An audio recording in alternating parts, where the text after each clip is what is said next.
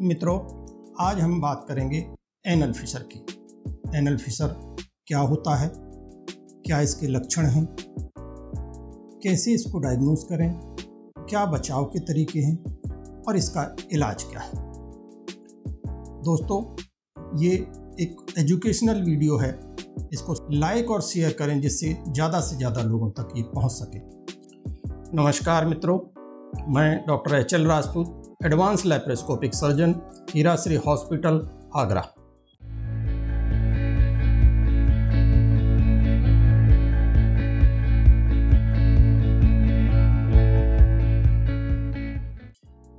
आज हम बात कर रहे हैं एनल फिशर की। एनल फिशर हमारे गुदा मार्ग में जब घाव हो जाता है उसको हम एनल फिशर कहते हैं। एनल फिशर दो तरह का होता है, anterior anal fissure, posterior anal fissure. अगर हम गुदा मार्ग इसको मान के चलें और ये घड़ी की शेप में हो तो ये ऊपर का हिस्सा 12 o'clock और नीचे का हिस्सा 6 o'clock। हम 12 o'clock को एंटीरियर फिशर कहते हैं, 6 o'clock को हम पोस्टीरियर फिशर कहते हैं। मेल पेशेंट्स में ज़्यादातर पोस्टीरियर फिशर होता है, यानी 6 o'clock पे हो जाता है, और फीमेल पेशेंट्स में ये यूजुअली 12 o'clock पे हो जाता है। कभी कभी ये लेटरल साइड में भी होता है, जिसको कि हमें बड़ी सावधानी रखनी है क्योंकि ये अन्य बीमारियों की वजह से होता है। फिशर दो तरह से होता है, acute fissure and chronic fissure. इस एक्यूट फिशर किसे कहते हैं? जब पेशेंट को बहुत दर्द हो। इसका मेन लक्षण दर्द होता है और टिपिकल दर्द होता है। लेटिन जाने से पेशेंट डरता है, उसकी वजह से धीरे धीरे उसको कॉन्स्टिपेशन होने लगता है। ये फिशर होता क्यों है, इसका कारण क्या है? एक तो हमारी एनल कैनाल की जो बनावट है उस तरह से जब कॉन्स्टिपेशन हो जाता है तो बोलस आकर के पोस्टीरियर पार्ट पे अटकता है और वहाँ पे घाव कर देता है, उसकी वजह से हो जाता है। दूसरा, जो कॉन्स्टिपेशन हो रहा है वो स्फिंक्टर्स को काटते हुए चला जाता है, ऊपर की म्यूकोजा को काटते हुए चला जाता है, उसकी वजह से घाव हो जाता है। एक्यूट फिशर का जो ऊपर का एंड है वो डेंटेट लाइन पे होता है। डेंटेट लाइन पेनलेस होती है, इसलिए नीचे का फिशर जितना भी होता है वो बहुत पेनफुल होता है, इसलिए मेन सिम्टम दर्द होता है। और स्टूल में उसकी एक लाइन बन करके ब्लड आता है। मोस्टली ब्लड नहीं होता, एक लाइन सी स्टूल से आती है, जैसे हम स्ट्रीकिंग ऑफ स्टूल कहते हैं। और जब सुद्दे बन जाते हैं, गांठें बन जाती हैं, तो उसके साइड से ऊपर से म्यूकस आता है।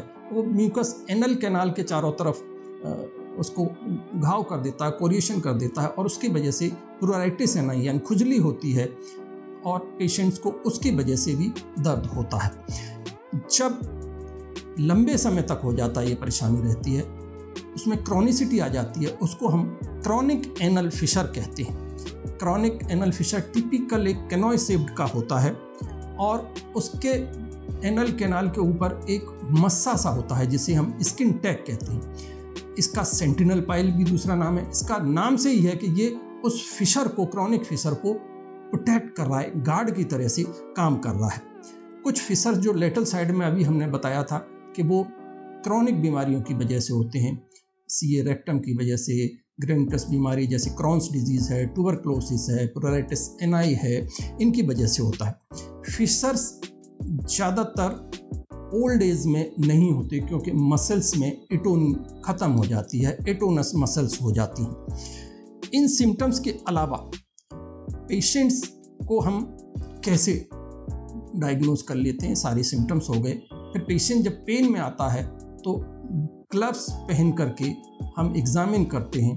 अगर ये संभव होता है तो कर लेते हैं, अगर बहुत ज़्यादा स्फिंक्टर का स्पाज्म है तो हम जांच नहीं करते हैं क्योंकि वो बहुत पेनफुल प्रोसीजर होता है।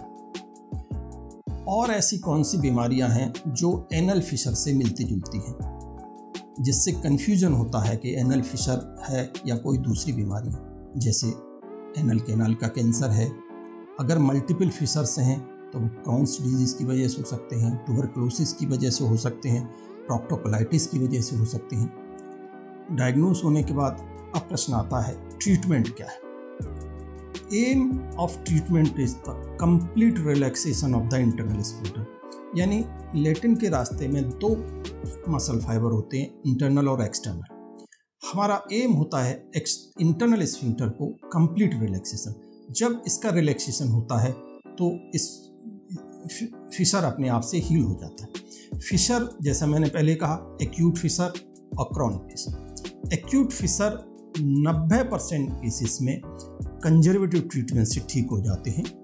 ये मुख्यतः 3 इसके इलाज हैं। पहला है लाइफ स्टाइल मॉडिफिकेशन, उसमें हमें अपनी दिनचर्या को बदलाव करना है, मॉर्निंग वॉक करनी है, हमें हाई फाइबर डाइट रखनी है, प्लेंटी ऑफ लिक्विड्स हमें रखना है, पानी खूब सारा पीना है।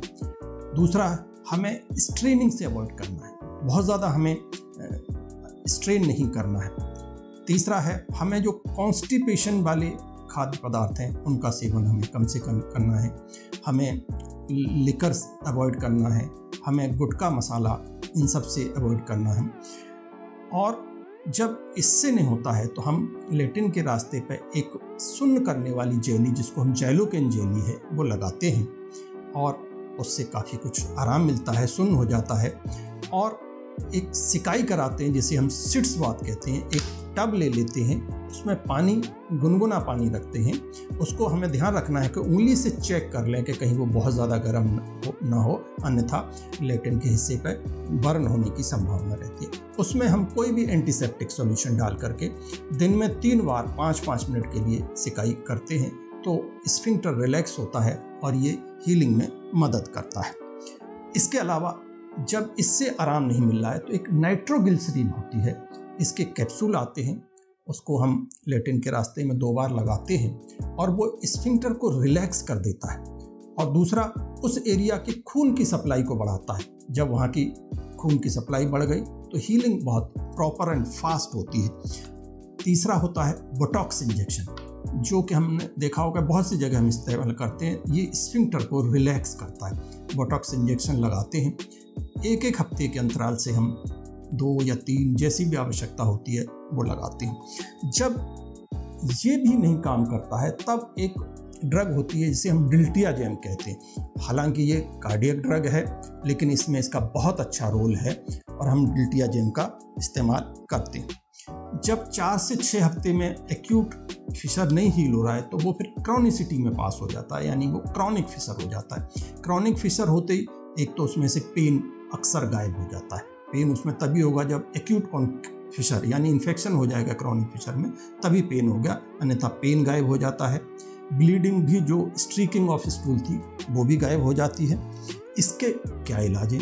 इसका क्रॉनिक फिशर होता है, इसका सर्जिकल इलाज है। सर्जिकल में एक तो जो बहुत पुराना है, हम एनल कैनाल को डायलेट कर देते हैं। हालांकि अब इसको कोई भी नहीं इख्तियार करता, लेकिन ये भी तरीका है।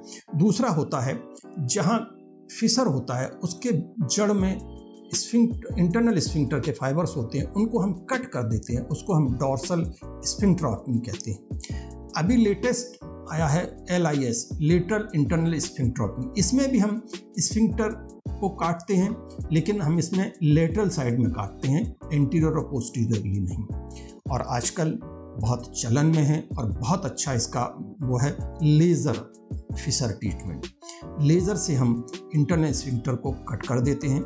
ये OPD प्रोसीजर है, डे केयर प्रोसीजर है, कोई पेन नहीं होता, कोई ब्लीडिंग नहीं होती और अमूमन लोकल एनेस्थीसिया में हो जाता है, इसलिए इसके बहुत सारे फायदे होते हैं। मित्रों, फिशर छोटी बीमारी है लेकिन ये बहुत कष्ट देने वाली बीमारी है। पेन इसका बहुत ज़्यादा होता है। जिस आदमी को फिशर होता है वही जान सकता है कि ये पेन किस सीवियरिटी का होता है।